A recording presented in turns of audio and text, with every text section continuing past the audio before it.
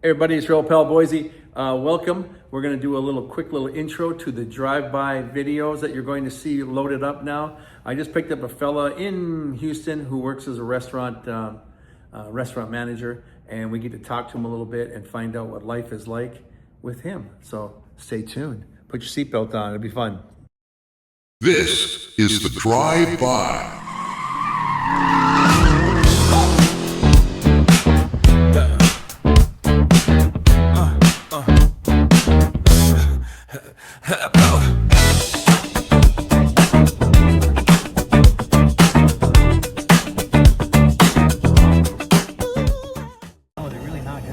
Well, you know, the thing is, but this is the dumbest thing, because it'll come in, if you don't know, it comes in a form that is digestible. America, I'm the greatest. It's the greatest department store, and I run the department store. I set the prices. So when China comes, they pay that price. And it's like, well, hold on, President Dum Dum. The factories are in China, yeah, and then they build the stuff, and they pay their people in China for what they're doing. Then it gets into a shipping container. It gets shipped across the United States, the ocean. It gets into the port of LA. Then it goes into a claw, and it puts it on a trailer, and some guy drives it from here to Walmart in Pearland and then unloads it. Why the fuck would China be buying it there when the factory's back where they're at? Exactly. Like, hello? And it's like, and this is the irony. Hello, McFly. And Biff was actually, the character Biff was designed after Donald Trump back in the day. Yep, exactly. Yep, I knew that. So it's like holy shit. And then when he became president, remember Back to the Future 2, how terrible it was? Yep. Ta-da. Yeah, like that. Yeah, people don't get it, dude. They don't. It's like, it's just 1 + 1, man. Yeah. And when I tell people this, it's like, I'm being honest, it's like they're weaponizing people's patriotism against them. And what I mean by that is, I'm a true American, I'm a patriot. You sure are. And the reason why things are bad, they are bad, it's because those brown people are taking it away from you. Really? Yeah, because you're a good patriot. As a matter of fact, that transgender who's on the weightlifting team, she's the one, oh, Mom, oh, I can't, I'm sorry, Mom. And it's like, oh, and the transgender girl that's in the swim class, keep in mind that if she's like Caitlyn Jenner, she's got a rudder that's going to slow her down still. Huh? Right. Exactly. So it's like, what are you talking about? That no. And see, like for me, full disclosure, I've been sober from drugs and alcohol for 39 years. Okay. The thing is that we self-medicate no matter what we do, even if we're not a drug addict or alcoholic like me. You have a bad pissy day, right? You go home, you have a couple of beers and go, fuck this shit, and you go to bed. The next day you get up, you reset, and you go to work. Okay? But you don't get drunk and beat up your old lady and smack your kids around and go to jail over it, or get in your car and get arrested. I do. So that's why I don't do that anymore, all right? Some people can handle it, and some not have a way. You know what I mean? No, dude, I'm with you on that. And it's like I crashed my car, so I don't drink anymore either. we self-medicate. Oh yeah. Yeah. But we self-medicate. And like I got it, you know, like my aunt was like, well, did you finally find Jesus? I said, not unless the third time I got arrested, the arresting officer was named Jesus. I said, no, I did not, but thanks for pointing that out. She's always telling me, in life, you're a warning sign on the highway of life. And I said, yeah. It made me feel bad when I was really using, right? Right. But now I'm like, hey, now I'm a billboard of redemption. 39 years? There you go. Hell yeah. Holy cow. You're retired and everything, man. You're living your life. Yeah. But the thing is, you feel that little tear in your soul, that little hole in your soul. That's all it, dude, all it takes is my dad never hugged me. My dad never said he loved me. All of things with my dad, that was the issue. The irony is, after I sobered up, the last 20 years, he'd come and visit me. I used to live in Nashville and here. I'm from Duluth, Minnesota. He'd go and visit his sister-in-law in Florida with my stepmom, and come by and visit me and my wife. And one day after the 2000s, I said to my wife, I said, I made amends with everybody but my dad that I could. So one day he was leaving, I said, thanks for coming, Dad. Oh, no problem. I gave him a hug and I said, I love you. You know, and of course, I come from one of those 8 out of 10 families that say this famous quote: we don't say we love each other, we just know it. Okay, so Yeah, I feel you. I kept saying that to him over the years, and my wife was blown away. And at the end, he was like, after 5 years, he's with the back of his wrist saying, okay, yeah, and then, yeah, all right. And then, I loves you too. And then finally, he just said, I love you. And we got to the end where we were able to say that. And my wife would actually get weepy and go, oh my God, you did it. I'm like, yeah, pretty weird, huh? But it's like, we self-medicate for anything. You could be the middle child and your older brother and your younger sister get all the attention and it's always bugged you. You could just be two girls, that's it in your family. Your older sister has always this pretty artwork and your mom puts it on the refrigerator and says, Jennifer, that is so pretty. What do you have, Amy? That's all it takes. Stick it on the refrigerator. It hurt. Kids are hurt. And we're all damaged property. Now, some of us are horrifically damaged, like Jeffrey Epstein shit. Some of us are just smacked around. My dad was an ex-Marine. Well, I got corporal punishment. But I always laugh later because it's like, I learned to behave myself. Because only an idiot would keep pushing it, because my dad would get the belt. That would be it. After you get the taste of leather, you tend to tone it. Then when you turn 13, you're like, I'm a young buck. I can handle it. Oh, that leather don't hurt me. Okay, maybe like the chrome. Holy shit, that hurts even more. So, that way when we're in public, like at a cousin's birthday party, and me and my brother acted idiotic like all kids do when you eat cake and ice cream. There's way too much sugar. So you're bouncing off the wall, and my dad goes, hey. And he goes to grab his belt. Whoop, we'd freeze. Because we did not want to get beat in front of our cousins. It'd be embarrassing. So I learned, because I don't think you can negotiate with a child. Definitely. I don't think you can, because it's like negotiating with your dog. Because after a while, it's like, all you got to do is take your dog and rub his nose in the piss in the rug. And 2-3 times later, it was like, hey, can you let me out? I don't like the smell of my own urine. I want to go outside and then let me back in. Is that the agreement? Okay, go on, Spot. So we all learn, you know what I mean? Yeah. And we all learn to, with self-medication, it can be kind of tricky. I've had some people say to me, well, hey, man, what about weed? And I said, well, it's prescribed by doctors, but I'm not going to do it because I would look ridiculous. Can you imagine me going, yeah, man, I've been sober for 39 years. Want a hit? I've learned to deal without it. But I don't poo-poo people who smoke because doctors recommend it. A doctor never says, oh, you're suffering from anxiety? Yeah, it's really hard. Well, drink a couple shots of Jack Daniels, turn your fedora sideways, throw your rain jacket over your shoulder, and sing Frank Sinatra tunes. You'll feel better right away. Fly me to the moon. Yeah, the doctor's not wrong with that, though. You probably would feel better if you sang some Frank Sinatra, man. Yeah. Frank is the bomb. Dude, yes, he is. He definitely is. And see, when you're sober, you can get a confidence. I tell people it's like a secret power. The best thing a man can do, speaking about me, is take your biggest weakness and turn it into your strength, which was addiction. So now I'm sober and I'm strong with it. But I'm not as strong as, like, say, Frank Sinatra, because only Frank, hey, Frank, got a movie contract. All right, good enough. Hey, Frank, all right, here's my lines. I'll do it. Hey, can we do it again? That's enough. I'm not doing it again. Set up the next one. I'm the director. Well, then tell him to set it up for the next shot. You get me, I'll be in my trailer. Like that. Most people would be fired from, even Clint Eastwood wouldn't behave that way. Even when he was directing himself. That man had protection, man. He had protection from the mafia now. Yeah, Frank. He was a man. Yeah, and he was the one that showed Sean Penn how to punch out reporters.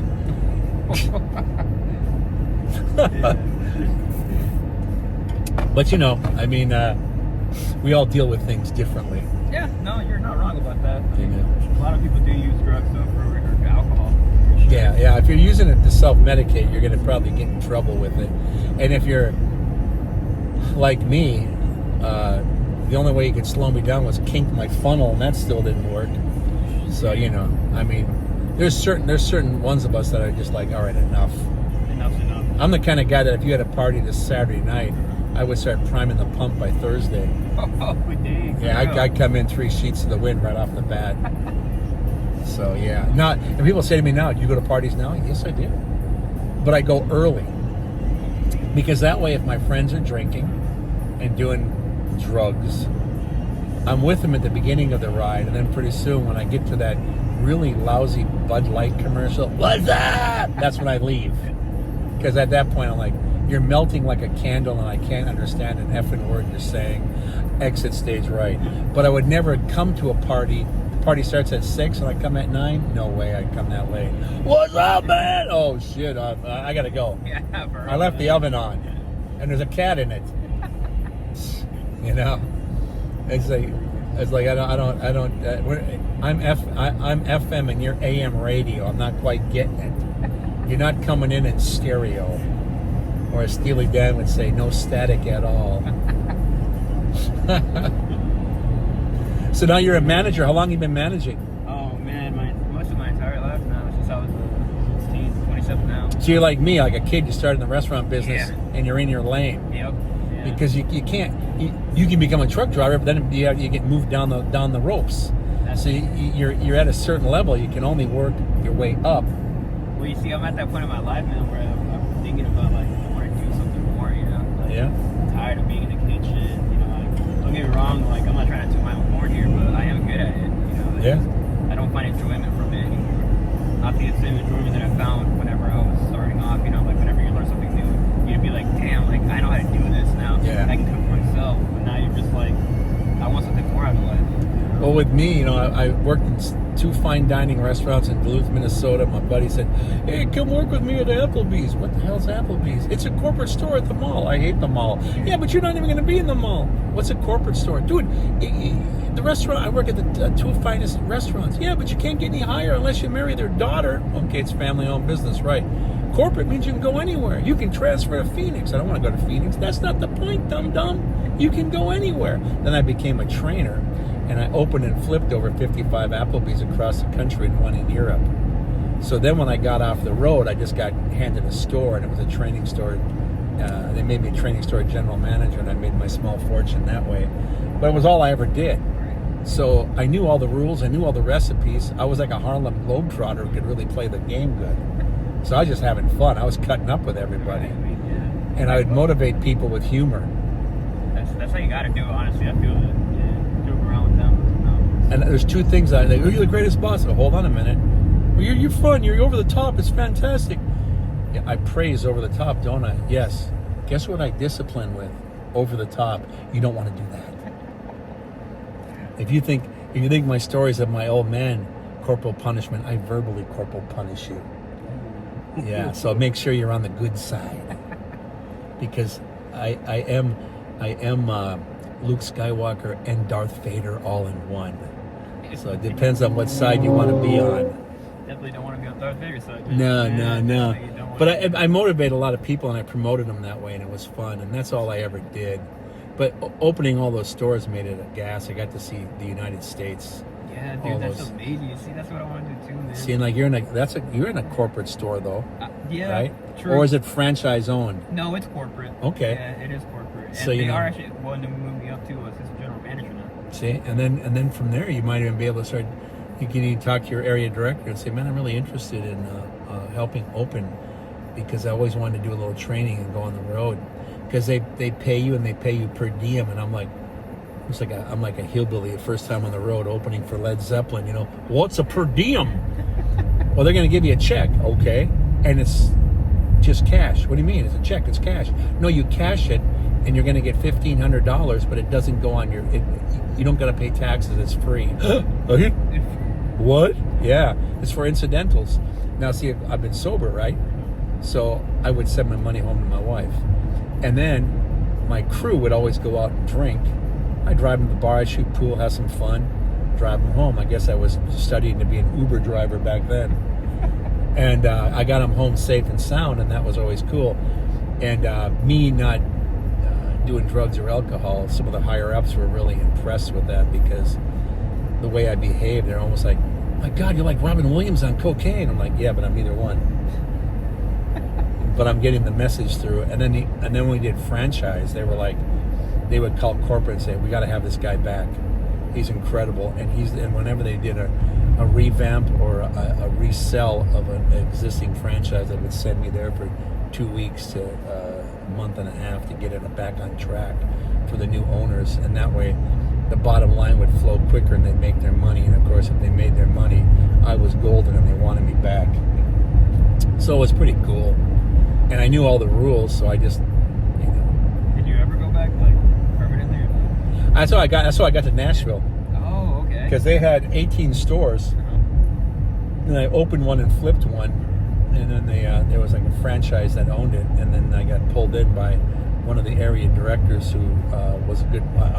There were 2 area directors, and then one of them went to Logan's Roadhouse, so he was fighting to get me to Logan's, and Tom was going to be my boss for Applebee's. And when I went to Applebee's, so I thought, well, Logan's is cool, they're going to pay me, but then I got to learn all the recipes.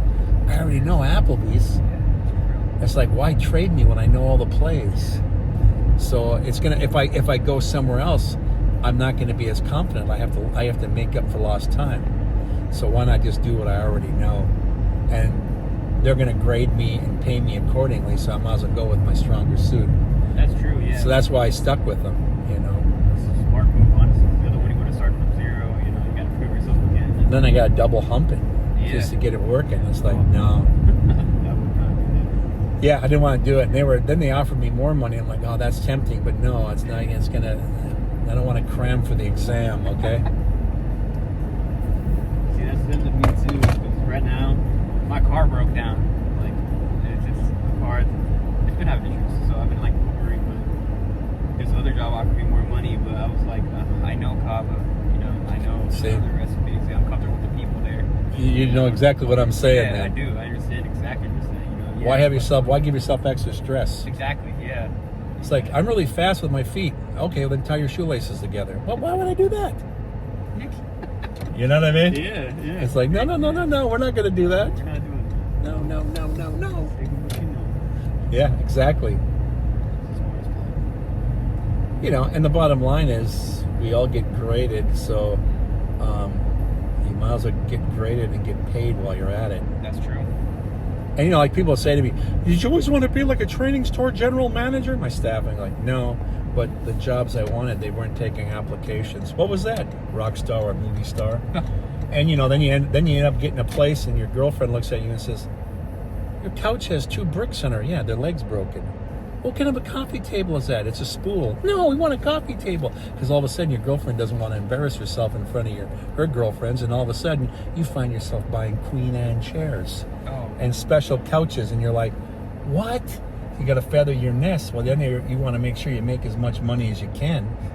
You know, so it's like your life decides what you're going to do after that point. You know, or as John Lennon said, life happens when you're busy making plans. Are you over here? Right here's fine, yeah. Right here. Which is a famous saying to say, and then 6 months later he gets shot dead. So He did. Yeah. So much for life. Yeah, Yoko Ono's fault, man. I still firmly believe that. I'm sorry if you don't, but I remember Dennis Leary is like, yeah. what?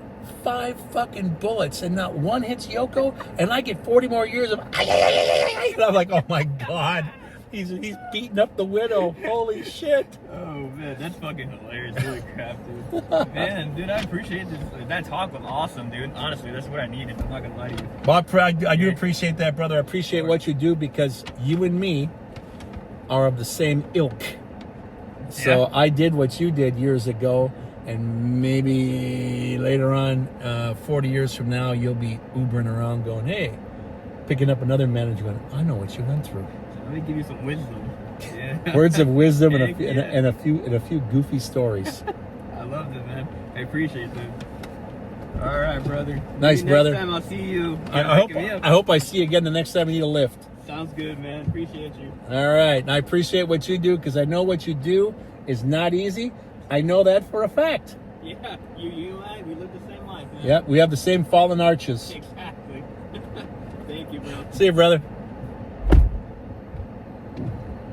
Well, Jonathan was one cool dude. A manager at a restaurant, just like me, or just like I used to be.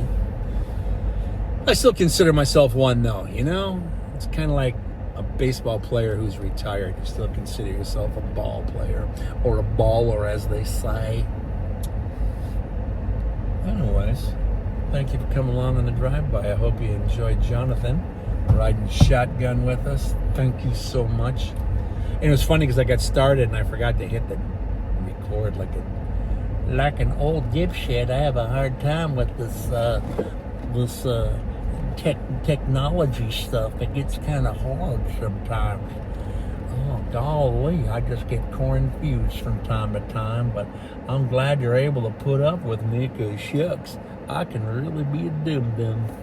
Anyways, thank you for coming along. Venmo, Cash App, Buy Me a Coffee, ding, ding, ding, ding, ding, ding, Chime, Patreon. Thank you so much.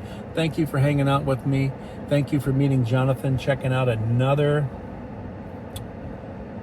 cool Estonian. And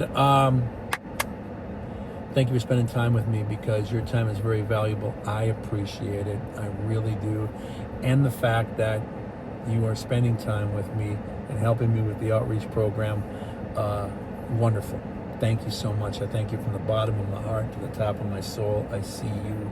I appreciate you. Thank you so much. And of course, in the words of Ringo, peace and love, everybody. Peace and love. I love the fact that you ride shotgun with us right here. Thank you very much. I'll see you on the next drive-by. Right now, it's Monday night. It's 7:37. The sun is still up. Ooh. Let's go drive around and see what's up. Love you. Talk to you next time.